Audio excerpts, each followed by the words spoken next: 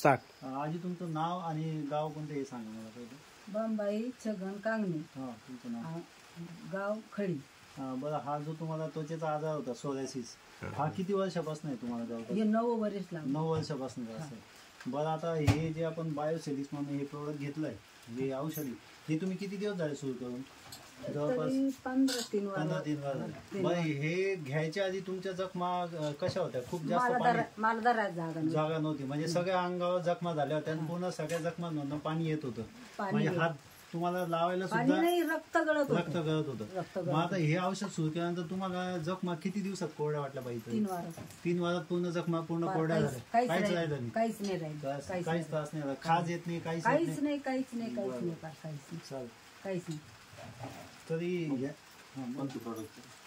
ह्या औषधामुळे तुम्हाला एवढा फरक पडला?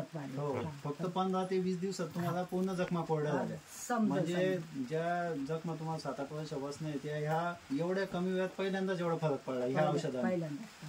याच्या आधी किती औषधं घेतली तुम्ही? याच्या आधी भरपूर औषध घेतली तुम्ही, गोळ्या खाल्ल्या, पण तुम्हाला एवढ्या कमी वेळात नाही फरक पडला का बाई? पार 4 आणे नव्हता फरक पडत.